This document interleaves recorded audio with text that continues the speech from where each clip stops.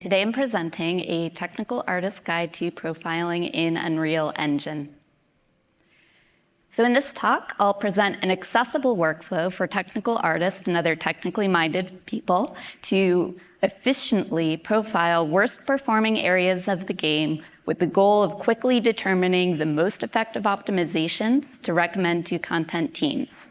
This is not intended to be a comprehensive overview of all available performance tools in Unreal Engine or an expert-level talk on low-level optimization techniques. And some context is that I've worked with a lot of technical artists, but also environment artists who are technical, QA, even producers who want to have a better understanding of how to optimize and how to find good optimizations. But they don't know where to put an effort. They don't know what tool to use for the job. They don't know what all the bars and colors mean if you open up a profile in Insights, for example. And they also don't have a good idea when to stop and pass the investigation off to a subject matter expert when the time is right. So first of all, we'll figure out where we want to focus, where to start. There are a couple different approaches, and we're going to start with some that aren't technically profiling, but they are important for maintaining optimized content. First of all, we'll want to proactively check all our art assets as they go into the editor with Unreal Engine's data validation plugin. Some examples of this are simple and complex collision, landscape grass distance culling, material count and layer count, mesh density and max poly count, and also map checks. On the implementation side, this is a little bit technical, so if you're a technical artist, you'll want to work with engineering on this. And once they've established a framework, TechArt can definitely help write individual checks. I also recommend doing this in C++ for efficiency, especially if you have a lot of content, but also to make sure that you're keeping iteration times down for your content creators. On the content creator side, it's really easy, and there are a couple different options for using validation. So first of all, you can manually run it through the content browser, but we've also added a customization, a perforce trigger that's used to require validation on submission via view changes. And then this will also show up in the change list description, so you can easily verify that all content is being validated. We're also running validation nightly via the build machine, and then we'll get a long list of any validation errors that have popped up, and we can communicate that easily to our content creators via Slack, or use whatever communication channels you prefer using. Secondly, we can keep an eye on all assets currently used in the game. And there are a couple really good tools for doing this. The first one is Tools Audit Asset Audit, which you can see on the right-hand side. And this is really helpful for gathering data on assets. Usually we are looking at static meshes, and it's a little tricky to actually get that information if you're not familiar with this tool. Once you have the asset audit open, you'll want to go to Add Asset Class and then type in Use Static Mesh, and then you'll see static mesh pop up. You can select that, and then on the left-hand side, you can filter down to just static meshes, which will give you all this beautiful data. There's a lot of data in here, and I'll get to that in a sec, how we want to process that. The other tool I want to mention really quick is statistics, and statistics is used to gather data on objects while you're running Pi. So here's an example of that, and one thing that's really helpful in here is instance count. So we can take the other data that was from asset audit, including poly count, material count, dimensions, is nanite enabled, combine that with instances used in game, and then we can start processing that data. Both these tools allow you to export CSV, and then TechArt can write Python scripts to generate additional metrics based on exported data. They can filter data just to assets that are relevant to each of the content teams that they are working with. And they can also apply conditional color coding to help content creators understand where to focus their optimization efforts. So over here, we have an example of doing that, grabbing all that data, manipulating it, coming up with a new metric, and then displaying it in a way that's easily digestible for content creators so that they know exactly where to focus their efforts. Then lastly, in order to use the team's time most effectively, we want to make sure that we're focusing our profiling and optimization efforts on the content that will give us the biggest bang for the buck. And ultimately, our goal here is to make sure that the game is running at a reasonable frame rate.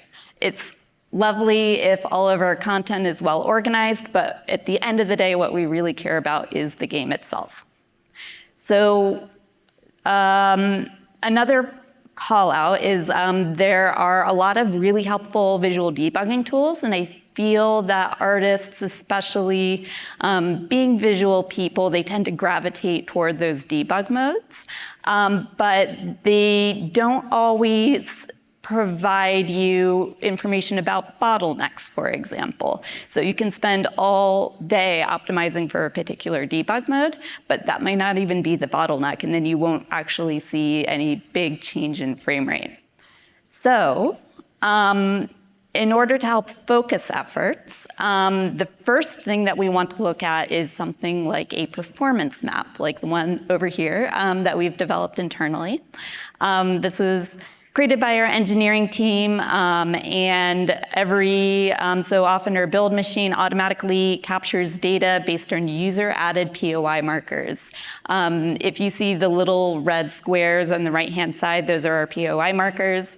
There are some that have already been placed, but any user can add additional POI markers for any location that they would like to have more data for. Frame data is also captured to help provide insight into bottlenecks. So if you look down on the lower half of the screen, you'll see information including game thread time, render thread time, GPU time.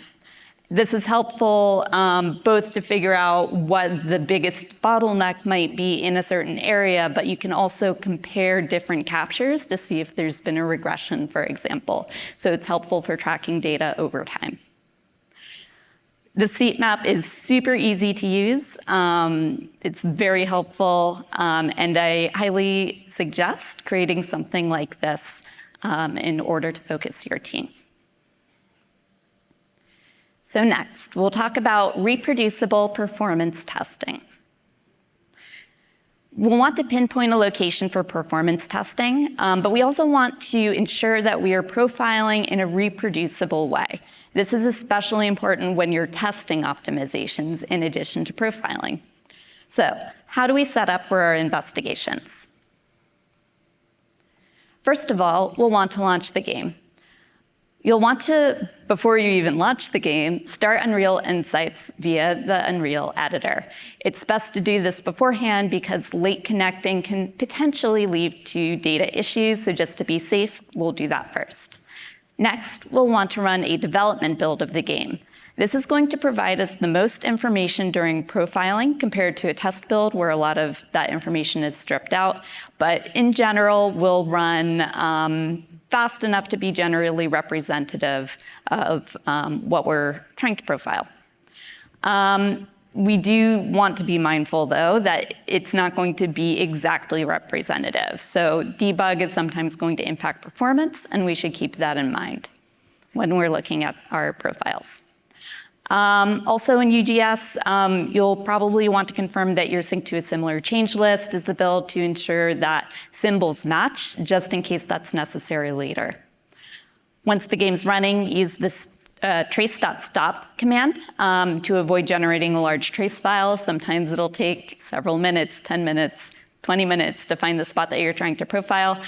We don't want to be generating gigabytes and gigabytes of data while we're just trying to find the spot that we care about. It'll also make it more difficult to find the spot that you're trying to profile later on. Then we'll proceed to the area identified on the heat map in the last step.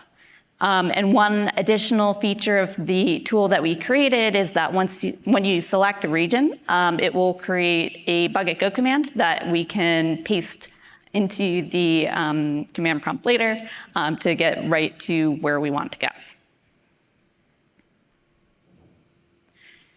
So once we've arrived in that location, we'll want to pinpoint exactly where we want to test. So that's not just position, it's also like camera orientation. So if I'm looking this way, performance might be fine. But if I rotate this way, it might get really bad.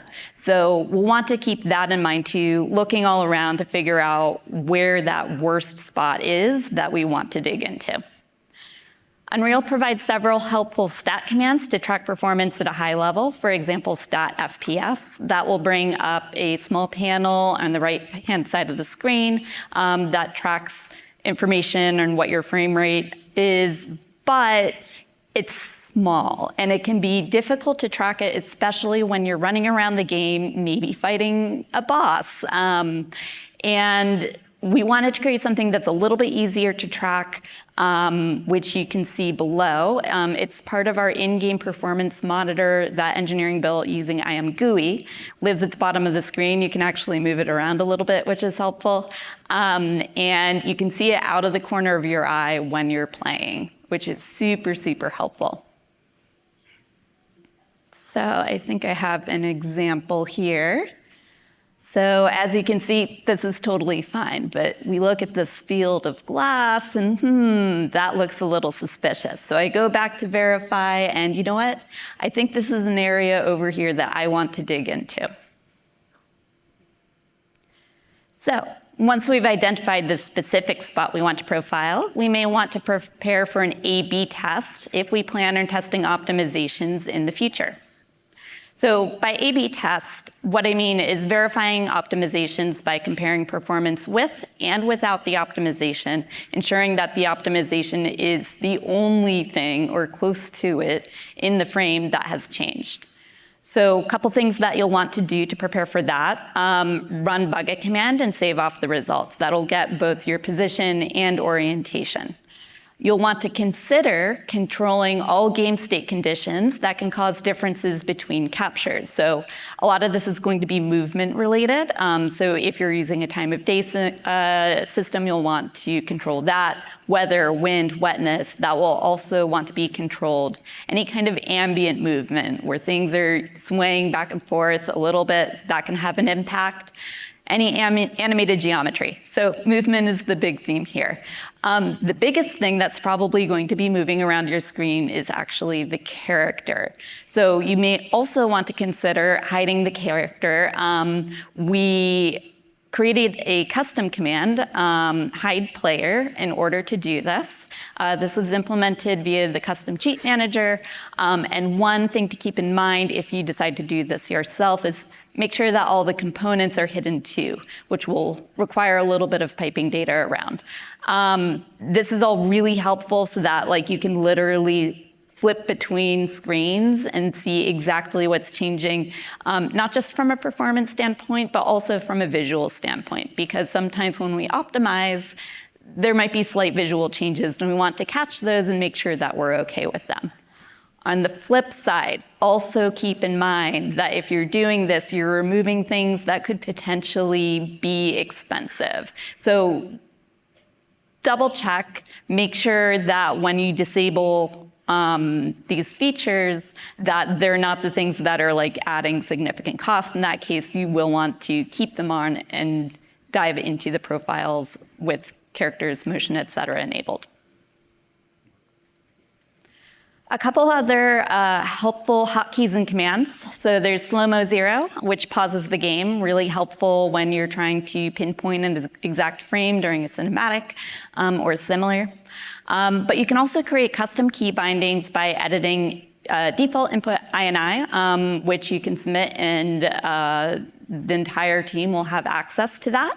Alternatively, you can edit your local app data user input INI and add whatever commands you would like to use personally. A few examples that we've added. If on the numpad, you hit the period key, that does slow-mo 1, alt period does slow-mo 0.1, and control period does slow-mo 0.01. So that way we can very carefully step through and find the exact frame that we want to profile. Another helpful tool is console variables editor for batching commands. I've already mentioned a few. There are a few more that I'm going to mention after this.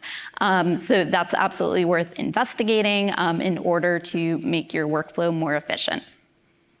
Okay, so next we're going to determine bottlenecks.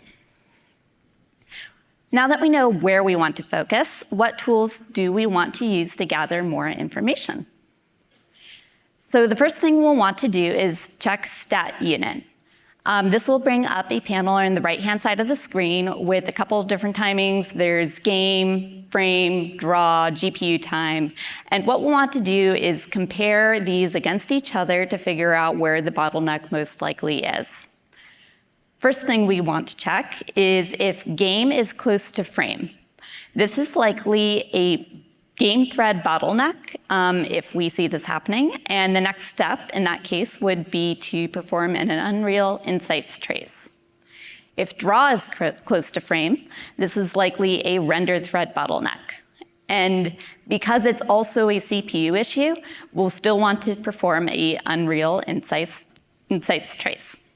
However, if GPU time is close to frame, then it's probably a GPU bottleneck.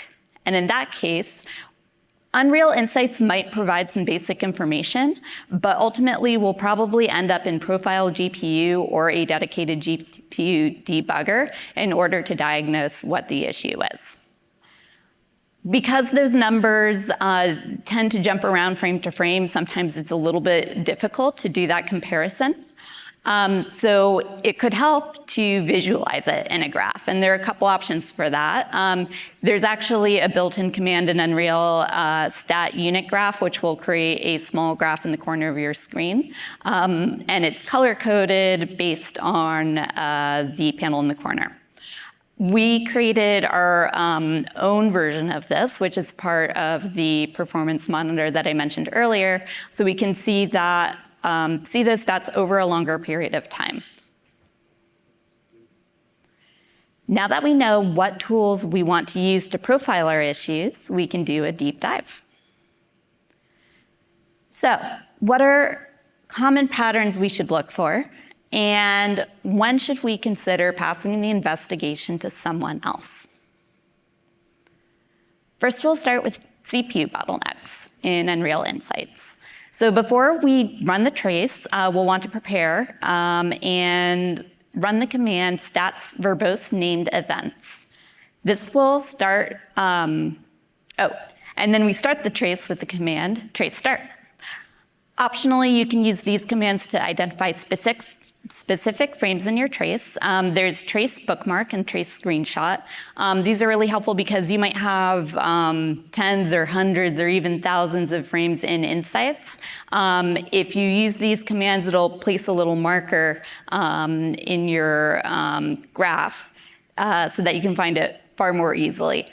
So I definitely recommend using these. You can create custom key bindings, which is really helpful. And then also in our performance monitor, there's a frame number stat. So that way, if we're doing a video recording, we can compare the video itself against our Unreal Insights trace.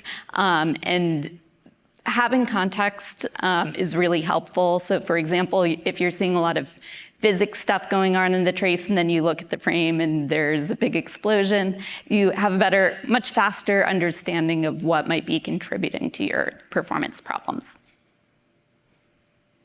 Once you've captured enough data, we usually run for a couple seconds at a minimum. You stop the trace with the command trace stop, and then we'll switch to Unreal Insights. Select the trace that we just captured and press Open Trace. If for whatever reason you don't see the trace there, just confirm that the directory containing the trace is included in the list of directories to monitor. And once Insights is open, you'll want to look at the top panel, called the Frames panel, to start identifying low frame rate areas.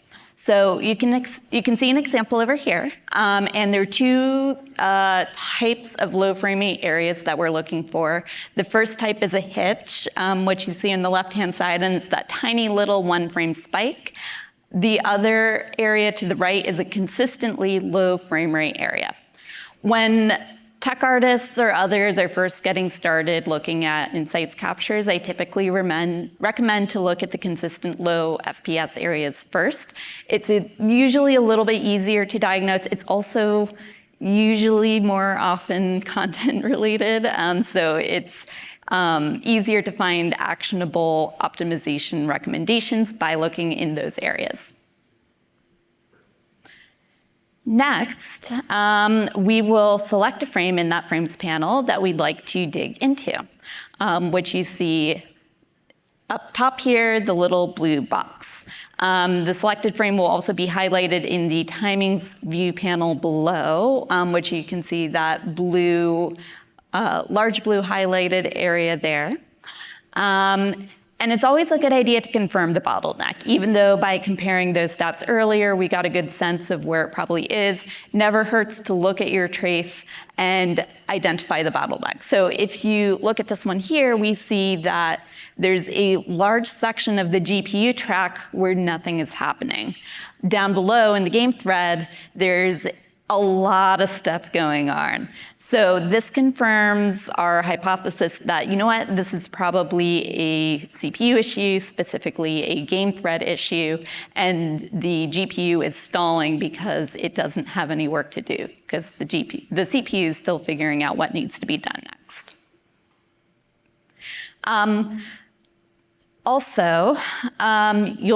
The next step of this is that you'll want to figure out what the specific issue is. So we know it's CPU, we know it's game thread, but what specifically about the game thread is the issue? If we look in this example, we'll see that there's a lot of physics stuff going on. And this looks like a little suspicious, probably, I'm guessing 10 milliseconds of physics work. Another thing you'll want to make sure that you have is budgets, both for the CPU, but also for the GPU. And you'll look at this, guesstimate that there's about 10 milliseconds here. You'll compare that against your CPU budgets, and physics might be 2 or 3 milliseconds, and you're like, wait a minute, that seems expensive. So that's the point where you need to either drill down into this. If we skip ahead, you'll see that there's a lot of stuff underneath. So those are probably specific physics-related actors that we can zoom into. There might be a theme, maybe there's a rock that's really expensive and it's duplicated hundreds or thousands of times. And we'll be able to see that once we zoom in and catch that, and maybe there's a VFX tag attached to it. And we know that's the team that we probably want to reach out to and let them know, hey, we found this thing, could you look into optimizing it? There are other times where there isn't obvious content that is connected to a category that's way over budget. And in that case, it's usually a good time to hand this investigation off to a subject matter expert. So for example, a physics programmer who might be able to dig into this more with all the context of what is going on. I wouldn't recommend for tech artists or others to spend time trying to learn the entire physics system when it's a lot more efficient to just pass it off. All right, so here's another example. We're looking at the RHI thread and the render thread here. And if you look at this one, there's a 36 millisecond deferred shading scene renderer, and then we look at that, and 28.6 milliseconds of that is some force map scene. That's definitely over budget too. This is still CPU issue, but this is a good example of there's no real content here that we can make recommendations to the content team. So this is probably something that we want to hand off to an engineer and figure out, okay, why is this thing taking basically a frame's worth of time in order to process? Moving along to GPU bottlenecks, we can also see issues in Unreal Insights. Capturing a trace and viewing here will provide a high-level amount of information in GPU work. So again, we're going to confirm our bottlenecks. We look at the GPU thread, looks pretty busy. Then we look down at the game thread, and I see game thread wait for task, game thread idle time, and then CPU, a bunch of little CPU stalls. So this indicates to me that the issue is the GPU.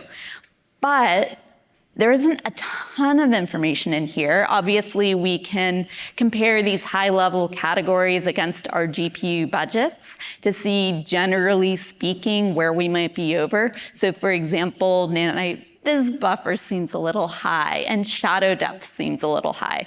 But we can't get any information about specific assets that might be causing these performance issues. So we're going to dig a little deeper. The first thing you'll want to do is run the following commands to make sure that there's enough detailed information in the profile that you're about to do. The first one is r.show material draw events 1. That's for everything that's non-nanite. And then also r.nanite.show mesh draw events 1, and that's for everything that is nanite. You'll also want to disable async compute, and then run the command profile GPU. Just a side note, if you're certain that the GPU is the issue and it's not CPU, it is okay to do this in the editor Pi, if that saves you time, especially if you're iterating on optimizations. And also, if you're running from a build, the results of this profile will dump into a log file in your project saved folder, which you can then open up in Unreal Editor. And then also, if Unreal Insights and Profile GPU aren't able to provide enough information, I think that's the point where, again, you want to pull in an engineer and dig even deeper with a dedicated GPU profiler. For example, PIX if you're doing PC or Xbox, or Razer if you're doing PlayStation. And then you can get even more information, but that's a whole nother talk. It's very complex. So here's an example of Profile GPU, and there are two parts to this interface. The top part has a bunch of colored bars, and the bottom part has more detailed text information. The idea here is we just want to follow the biggest color bars. So in this example, I just start expanding, and I'm like looking for the really big chunky bars, expand it some more, keep expanding, and I'm just like drilling all the way down until I can't expand anymore, and then can't do anything more, so I go down to this bottom panel, I keep expanding one more time, and I find that there is a material glass, thickness simple. Glass is usually expensive. Maybe there's too much glass on screen or too many features are enabled, but that's where I'd really focus on my investigations. All right, so moving along to gaining traction on the optimizations that we've identified in our profiling. How do we help the responsible team get traction? A lot of times as a tech artist, you find the thing that's expensive and you're like, oh, like it's right there. But then content creators, engineers, they don't know what to do with that information immediately. First of all, it's helpful to have a central location for communicating about and discussing findings. For example, a Slack channel is really helpful here. That's what we use, and for every performance issue we find, we'll make a new post and then start a discussion in the thread where we figure out, like, oh, like, do we have all the information? Can anyone else provide context? Who is this best suited to send to? And that's been really, really helpful. Once we get to the point that we are either starting that new post or creating a JIRA issue if we're ready to assign the work out to someone, there's a lot of information that we want to include. So we've created a checklist to help people make sure that all that info is there. First off, you want to have a really clear, concise issue summary. You'll want to include a JIRA link once the JIRA has been created. You'll want to do a basic analysis of what the problem is. So as a tech artist, I wouldn't worry too much if you don't know exactly why the physics system is so expensive. Just do the best you can, so that way all the work that you've done with the analysis can be passed off to the next person. If you're developing on multiple platforms, you'll want to include that information. If you're developing on PC, you'll want to also include which GPU you're using. You'll want to include clear reproduction steps. So if a programmer wants to try recreating this later and attach a debugger, they know exactly what to do. Next, include the change list for the instance of the game that the issue was found on. If it's available, include the trace frame number or the frame number of the build of the issue in the build. Then as much media as you can provide, like the better. Really, really helpful. So screenshots, videos, anything you can provide to help provide context. Then provide a screenshot of the trace with the area of concern highlighted, similar to what I did earlier in this presentation. And then finally, the location of the trace file, if you put it up in the network, that way someone can easily grab it if they want to dig a little deeper. To help guide this process, I highly recommend working with a producer to create a JIRA template with applicable fields pre-filled, so that way you can even just have a button where anyone who's doing profiling can click that button and then easily fill out with the information above. I also suggest creating a dashboard for tracking all active performance issues, which I have an example of here. This is really helpful just to make sure that you're continuing to drive these optimizations forward. We have ours broken down by team, so you can see what environment art needs to do, engineering, tech art, et cetera. We can also see recently created issues and then a burn down chart too to make sure that we're actually making the progress that we want to see and hitting all of our performance goals. So, starting to wrap things up now, I've included some documentation for tools and other tech that I've mentioned in my presentation, so definitely recommend checking out these links. And then also, once you're at the point where you've figured out, okay, it's shadow pass issue. Matt Astley did a great talk last year where he drills into each of those categories and displays tools that are really helpful for gathering more information to provide to your content teams. So I just want to say thank you to everyone at Crystal Dynamics and our partners who contributed toward the workflows and tech presented in this talk. Engineering, tech art, production too. And also thank you to Epic for organizing in RealFest Orlando 2025. Thank you.